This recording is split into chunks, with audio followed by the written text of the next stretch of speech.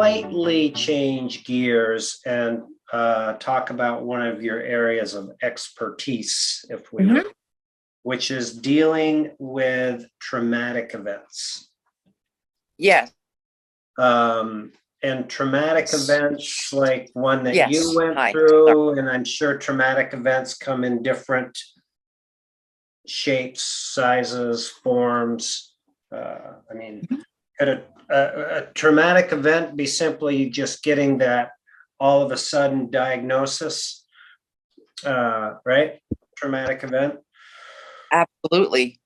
Yeah. In fact, I think that a lot of people walk around not realizing that the reason they feel the way they do is because of trauma.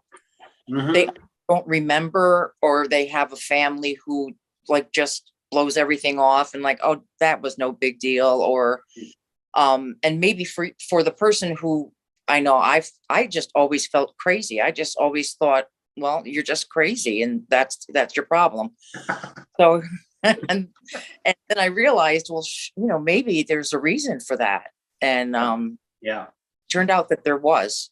And it doesn't matter if anybody agrees with you.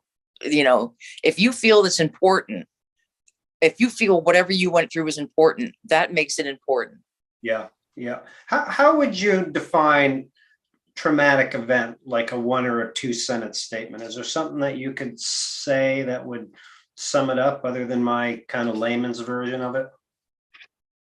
I think a traumatic event means that you went through something that was very like life altering, very serious, the way you think about yourself.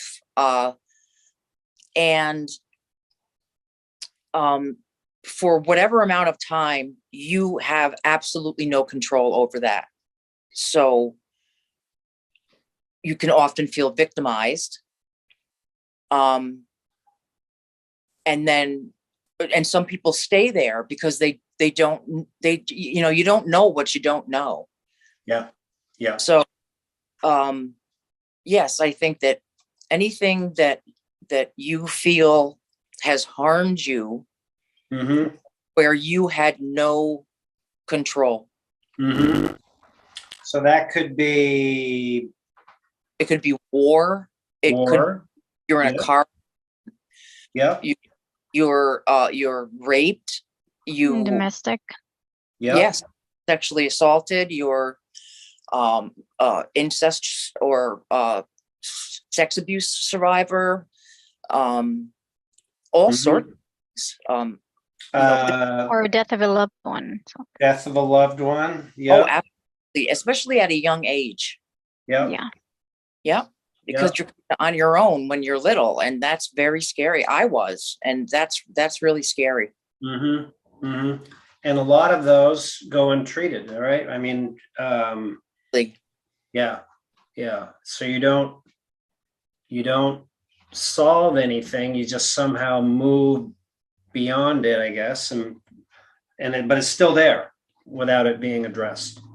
It is, and I think that it can keep you stuck because a lot of times, in my situation, and a lot of people who I've worked with as a professional, they hear for their whole lives is, stop making a big deal out of it. It was nothing. Just get over it. And that is ridiculous. Right. It's ridiculous. And anybody that says that to you, I'm going to say, is either terrified about that situation themselves or doesn't have your best interest at hand. Yeah, when it actually requires medical attention. Yeah. And telling. And because a lot of trauma is about keeping secrets, and to be willing to expose yourself to somebody that you hardly know and say, this is what happened to me, can you help me, is very, very brave. It is. Yeah, I'm learning something I feel that is very important for myself, as well as hopefully others out there, that if you are not able to deal with and process and resolve these traumatic events in your life. Doesn't matter who you are, able-bodied or not. Right. You are putting yourself in a situation where you're going to be limiting yourself, right? Okay. Right. Yes. Yeah. Yeah. And I don't know if there's a skill set for one size fits all. I don't know. Is there? I mean, if you learn how to deal, like if you learning how to deal with your situation and what you have gone through on the spectrum of difficulty, I'm going to say it's got to be up there, right? Mhm. So with that, what you've learned how to do, does that make it easier for you to deal with other possible traumatic events? Oh, yeah, absolutely. Yes, Okay. because I've um I've had help kind of going through the different human beings need to go through certain different stages Yeah. in order to become mature adults. And if that gets cut off somewhere Yeah. and you stop at 15, but you're a smart 15-year-old and you've always survived, well, Mm-hmm. no, that's not bad. And for a lot of people, that's how they feel. And you're right, that isn't bad. But because I've had both experiences, I recommend trying to just feel better, if that's even Right. just Right. feel better. Right. Yeah. For me, what resonates with me first is being humble enough to understand that there is something that has happened, right? There's an event that's happened. And then allow yourself to get help. And once, like we talked about, once you have this skill set that you've acquired, perhaps you can deal with other ones, but if you can't, maybe you know where to go, Exactly. how to resolve them. Yeah. That's right. Yeah. Yeah. I Yeah. mean, no human being is ever going to know everything there is to know. Well, I I mean, do. I do have one friend though, like that. I think he knows that. I call him the second smartest man in the world. Uh, wow. but other than that, I agree with you. Yeah, that must be quite a lot of heavy responsibility there. Well, he's great. He's one of my 3 a.m. in the morning guys, because I know if I need an answer, he's going to tell me something. Um, yeah. Um, so so this could be helpful tying back into, well, it was for you, and helping address things so that people could pursue their ambitions of returning to work if they so chose, or maybe it's something else that they want to do in life, but unless it's dealing with this, right? Yeah. Yeah, I think that's really essential, is to Mhm. just try to be honest with yourself. And if you suspect that something may have happened to you, if you're 25 years old and all of a sudden you don't feel like something is wrong, you know that something is wrong, you just don't know Yeah. what it is. Yeah. Yeah. Yeah. Follow that instinct. Right. Right.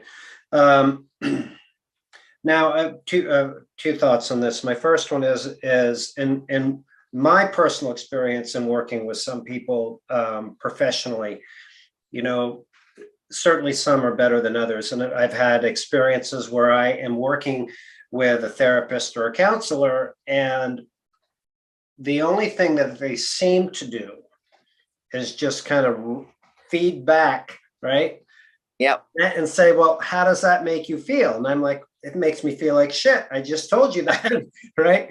So if somebody's out there listening, they're like, well, I'm going to somebody now, and it's not like, right? So I don't know if you can speak to like what may be the fit. How do you know if you're in a fit? I I only know the feedback I have gotten as a professional therapist. Yep. And that is, especially in my recent job, a lot of people were surprised that I like asked them about themselves Mm-hmm. or found something, like I had somebody who was trying very hard, and instead of buying heroin off the street, he was buying Suboxone. And I said, you know, you really need to be congratulated for not choosing heroin and using Suboxone to try to stay clean. And that never occurred to him. It just never occurred to him to think that that was a good thing. Step in the right direction. Yeah. So I think that you want somebody who asks you questions. And I think that people can tell, like, if somebody is just sitting there repeating what you've just told them, you really don't waste your time. Right. Just go and find somebody else. There's a lot of good therapists out there. And there's also a lot of people that don't know what they're doing. Interesting. And you just have to follow your gut. If it feels bad, you know, that's all we have to go on. Like any working relationship, right? You need to. Right. But a lot of people think that's normal. Like, well, it must be me. It's like, no, it's not. Right. If you don't feel like you're getting anywhere, find somebody else. Okay. And what advice or direction do you have for somebody that may be out there that's kind of sitting on the fence and they haven't taken any action? They don't have a therapist. Like, they have to go to their primary, get a referral. Do you know the typical process that people go through to get started? To get started to get therapy. Yeah. You know, I know that you can be referred certainly by your medical doctor. Some places like in Burlington Community Health Center has a whole staff of therapists, and it's all in one building, and I think that's a really helpful thing to have in, you know, the biggest city. But yes, you know, and if you have disability, then you probably have insurance through the state, and most people take that. My therapist is incredible, and she takes that. Right. Yeah, I know. As you know, because we manage your insurance for you. There's you can do remote therapy through most Medicare Advantage plans. You can do it in person if you wanted to. So that would be a good place to start. I'm also going to think back that if you're going to go to a benefit counselor, they may know of somebody that could help you with your plan that's in line with that, right? Absolutely. To cut down the sifting process. Yeah, like my mother says, you have to go through a lot of dirt before you find the gold. That was her one bit of dating advice that she gave me. I'm like, thanks, Mom. I'll take it from here. Yeah, there are even schools with resource centers. Yeah. If you want to understand how to even apply for a class. That's how I started. I applied for one class, and I thought they're going to laugh me out of the building, and they did. They didn't, and it was like, all right. All right, this has been great. I want to just recap a few things, see if we have it right here. With the primary part, for somebody to take action, whether it be for work or get better or whatever their plan is, as we talked about getting some help first, right? Yes. Right. So that help could be benefit planner, combination of therapy, or both, and get your 3 a.m. folks around you, your friends that'll support you. Well, you need one. You just need one person. Just need one. Yeah. Well, you need one, and then you need the other people to try to give, you know, that person a break sometimes. Yeah. But it doesn't take a lot. You know, if you can get a small group going of people who support you, there's no reason that you can't have anything that you desire. That's my belief. Yep. And for those of you listening out there, if you don't have a buddy system in place, you can jump in our Facebook group, see if you can find one. I don't feel it's going to be the same thing as somebody that you have a standing rapport with, but some form of accountability.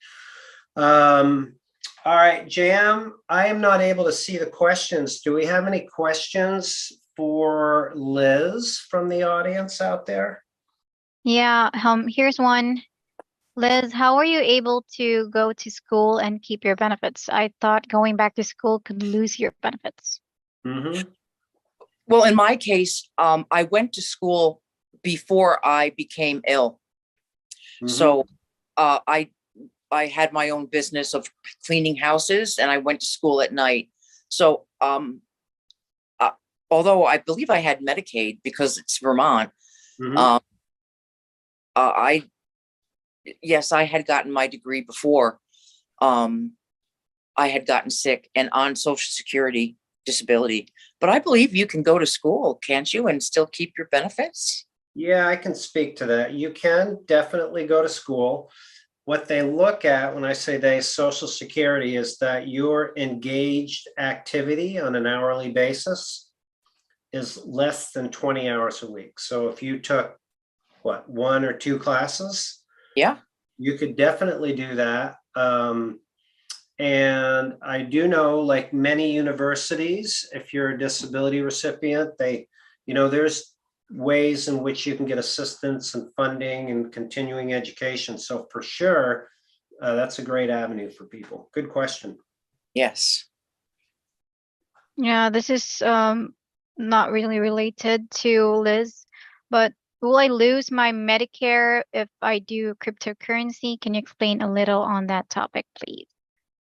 So how about we make this generic because it's crypto, or it could be returning to work in any format. And Liz, you know the answer to this, right? I believe you do, because you had asked me about it. What's the status with your Medicare when you return to work? I still receive Medicare. I'm still on Medicare. Mm-hmm. And with a full-time job. Mm-hmm. And I know that can last quite some time, as I understand it. Right. So that you don't have to pay out of your check to be covered by work, and it helps you. That really, really helps you get back on your feet. Mm-hmm. Mm-hmm. I don't remember the number of months because we're not commonly asked that question. But I remember when I sent the information to you, I was like, wow, that's a long time. So yes, yeah. I believe you said it was a 2 to 4 years. Something like that. Yeah. Yeah. It's a long time. Yeah. It really is. Yeah. So just a hypothetical, rolling it forward. You work, you go through your trial work 9 months, and then you're off and you're on your income, but you would still have your Medicare coverage for up to whatever the definitive line is, 2 or 3 years. So it goes for a while. Yeah. Which is a really good feeling, because that's scary. Yeah. Yeah. Jam, you're doing great. You have any more? Thank you. Yeah, how long does an income or resource review take to get the results? I've been one since 1997. I guess she's meaning to say she's been on disability since 1997. Mm-hmm. And had a continuing disability review? Is that what the question is? Income or resource review. I think so. So this individual would be on not Social Security disability, would likely be on SSI. And I don't know the answer to that. So what they'll do from time to time, if you don't qualify for disability, you get SSI or welfare, and they'll review your assets on a periodic basis to determine if you still qualify or if your check amount should go up and down. And I don't know, because each state has their different process and timelines. And I'm not sure where you are. Even if I did, I wouldn't know the answer to that. Okay. Do I have to enjoy Ticket to Work? And do I have to get Medicare and Medi-Cal? Oh, okay. So Liz, this would be a good one if I could defer to you. Sure. You did this on your own without the Ticket to Work program? Is that right? Yeah. Mm-hmm. Okay. Yeah. So I guess the answer would be yes, as we've interviewed others. You can go back to work totally independent and take a path like Liz did, or you can use a more organized approach through a benefit planner going into the Ticket to Work program. It's a different option. Okay. This is Brenda. She was agreeing. She was also in forensics, RN, mental health and addiction, crime, poverty, and poverty. Wow. Yeah, welcome. Here's one. I was approved in December, was told you all would have someone call me on my Medicare. Disregard this one. This is our current Medicare client. Sorry for that. Disability is a safety net, not a retirement, and I feel that some people use it as such instead of trying to get better if they can. What's your take on these? So the question being, some people kind of settle for the disability as opposed to using that as a help for however long it takes you to get back on your feet. It's a question, do I agree? Well, it's not really like a damned statement. if you do and damned if you like don't things. Yeah. I mean, I'll chime in on it this way. I don't think, in my professional opinion, in working, there's 192,000 people here. So I have the opportunity to meet a lot of people. One is of the get approved and sit on the couch with the clicker mindset. It's not healthy. That's what intrigues me about your story so much, is that you had the mindset from early on to move forward. So, I'm going to go with everybody's right on this, because there may be some people in that camp that are not going. And there's some people, they've had major health issues, a stroke, can't talk, can't move. I get it, but they could still have the mindset, right, Liz? That's right. That's right. Get in the very best position that they could get in, so they're the best you or me that they can be. Yes, I also think that there are people who, once they get on disability, honestly feel that, well, this is it for me. This is my life. They don't even realize they have options, and they do. And that's really exciting to learn that you really do have options. You always have options. Right. Good questions. Okay.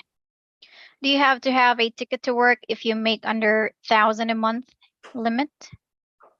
No. So in other videos and events that we've covered, we've done deep dives into this. So if you're going to work and do something part-time on your own and your earnings are below $1,050 a month, you can do that each and every month without having any impact on your monthly check, your Medicare, or anything. It's when you cross the threshold, like, Liz, you went right back into full-time work. No, Yes. You're working part-time. No, full-time. Full-time. Oh, impressive. Very few people do that. So when you do that, then you're going over that amount, and then that gets you into the trial work period. You've got 9 months. You can earn unlimited amount of money over the lifetime of your benefits. It puts you on a different trajectory. French, talk with their hands. Italian. Okay. This one's from Caleb. Recently switched from nurse practitioner to psychiatrist. Was that the right move, or does it not matter? My question is, does Social Security view nurse practitioners differently than psychiatrists? Liz, you want to take a shot at that one? My gut says that they may. So this person had a PA and then moved to a psychiatrist, correct? Yep. Or was it vice versa? Which came first, Jim? Nurse practitioner and then psychiatrist. Okay. And it's amazing to me when people say they've gotten a psychiatrist, because I know in this state it's very limited. Psychiatry is limited, but it's also, I think, helpful if that psychiatrist can help you understand what's happening with you, and then maybe even recommend somebody to talk to, because therapists or psychiatrists, that's really not their job. Their job is medication, how to help you become stable, and then do some work. And so I think she's in a good spot then to go from there to talk to someone. I want to make sure I understand this. So what you are saying is that a psychiatrist, although they're on the medication side, is that it's important for them to understand what is going on, what the challenge is, so it's properly treated. Did I get that right? Well, I think that, yes, I'm guessing that she sought out a psychiatrist because mental health issues. So although a psychiatrist can talk to you and process with you what's happening, I think the main job of your psychiatrist is to properly diagnose, which is something that I don't think that, no offense to nurse practitioners, I don't think they have the experience to really diagnose like a psychiatrist can. There's a big difference. Right. And I think the psychiatrist perhaps can be helpful in finding someone to talk to. Okay, I have one thought on this about the view from Social Security. And I agree with you, Liz, that a nurse practitioner is not viewed in the same level of treatment. But if you are approved for your disability benefits, and this is a treatment regime that has been given to you, and you're following it, then you are in compliance with having the boxes checked, so that if and when you get a review, that everything's going to be okay.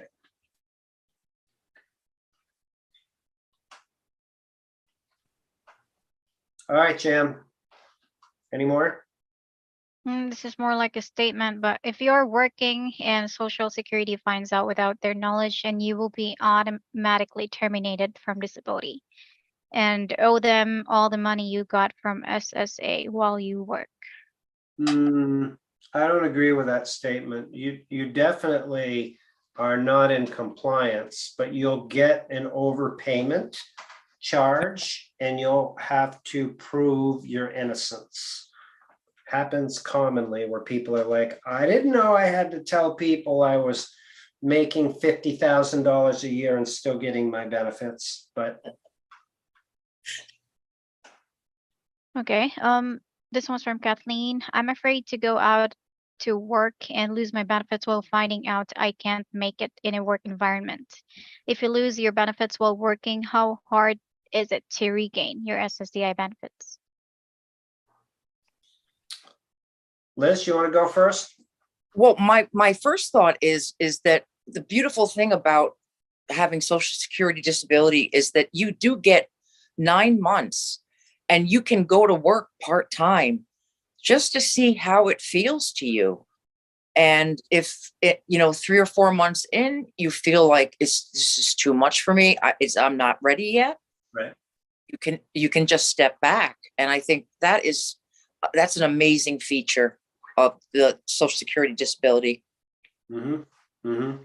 My thought on this is, again, I applaud you from going from not working to full-time, but what I encourage people to strongly consider is the walk before you run. And that could be earning a stable amount of money in the $500, $600, $700 range, 15 hours a week, 10 hours a week, or maybe it's even peeling it back a step before that, where you're volunteering.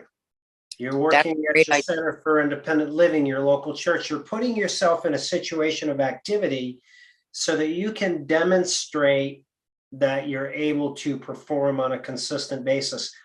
and then take it, because in my opinion, that will reduce your concern, fear, increase the probability. That's a really great suggestion, because like my thought is Habitat for Humanity. I mean, they're always looking for volunteers, and it's a chance to find out, like, well, 3 days a week, can I get up and take a shower and go and talk to these people and interact, and then come home and feel okay.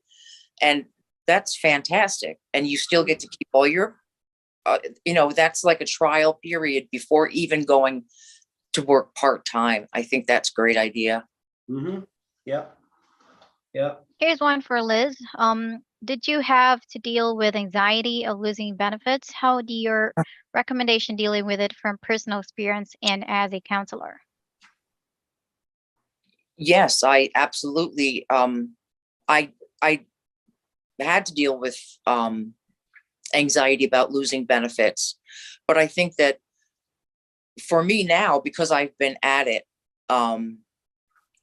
at work for some time now, I feel pretty certain that I'm in the right spot. And if I didn't feel that way, I would absolutely have backed off or gone to part-time. You really have to listen to yourself, I think, and just allow yourself to be where you're at. It's not it's not a contest. It's a process. Right. Right. And if you had not done that and would have listened to those internal voices, my age, and I've been out of it for so long, right? You could have talked yourself right out of it. Oh, I did that almost every day at some point. Yeah. All right, Jam. 2 more. We want to be respectful of Liz's time. Oh. Yeah, another one for Liz. I went back to school for my CASAC and graduated. Is that CASAC? How can I work from home or in person without going over the SGA limit or SSDI? Because the pay rate is about $25 per hour to start, and I can only do 20 hours per month. Is that a therapist type? I'm not really sure. I'm not sure either what it is. Okay. Let's say that it is. Okay. Can you follow up, Kathleen? Kathleen asked that question.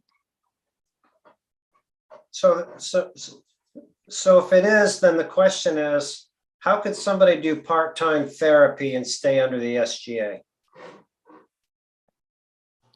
I think it depends upon the clinic and what they're looking for. And you could even go and talk to the person, who's hiring and saying, this is my situation, and this is what I'd really like. This is what I'm comfortable with starting out with. Do you think you might have a place for me? Right. Okay. Substance use counselor. Oh, yeah. Okay. Oh, congratulations. That's great. Yeah. You're in high demand. Yes. So, and she's doing that remotely. I think she would like to. That's where the question becomes like, how can she do it remotely at $25 an hour and stay under the SGA? If you had 1, maybe 2 clients, right? Yes. Even more than that, probably. Yeah, I'd be curious if she was working for an agency or if she was doing this on her own. Yeah. Yeah. Unfortunately, that's the limiting part. But you can do what you're doing to find out. Do you think that you're stable enough to do this on a regular basis and be okay? And you have to figure that out. Okay, well, waiting for her response. Here's one from Matt. What happens to your retirement amount when you reach full retirement? How does it affect your retirement amount and after not working so many years? So is this a disability recipient? Do we know? I'm not sure. Well, I'd have to, I'll presume, and I'll go two different directions. If you return to work, like Liz has, and you're working and paying taxes, then you're going to influence your Social Security check amount, right? More taxes you pay, check goes up. If you're a disability recipient and you're not going back to work, and you're just going to work part-time, and that, then you can expect your disability check to be the same until you reach full retirement age. It will still be the same. It'll just transition to from a disability recipient to a full retirement age individual. That's my kind of shot at answering that question. All right, Jim, I said two, but is there one more in there that? Well, You there's should a follow-up address? from Kathleen. I'm not working now. All right, I forgot the other question. What was the rest of her question? She was the one who got the substance use counselor, Oh, Mhm. she's not working. graduated. Yeah. A thought would be put together a plan, how many hours you can work, what you're going to earn so that you stay under the SGA, and go shop your plan to different places. See what you can come up with. Yes, and like I said, truly, that's not an easy certification to get. So that's great. And they really are licensed or certified drug and alcohol counselors are in demand for sure. That's good. That's good. Well, listen, we're gonna wrap up the show here today. So for all of you out there and Disability Digest land, put your hands together for Liz. Thank you so much for coming. Liz. This has been amazing. Your story is truly inspirational. And I wish you well in your on your endeavor. We'd love to have you back someday if you're up for I it. have to do that. Thank you so much for having me, and thank you for saying what about being inspirational. I'm that makes me happy. No, it is. It is. So, and as always, Jam, thank you for your great Sure work. thing. And all of you out there, we'll be back here next week, Wednesday, 12:15. Thank you, guys. All right. Thank Make you, it a Liz. great day, everybody. Thank you. Bye-bye. Bye-bye.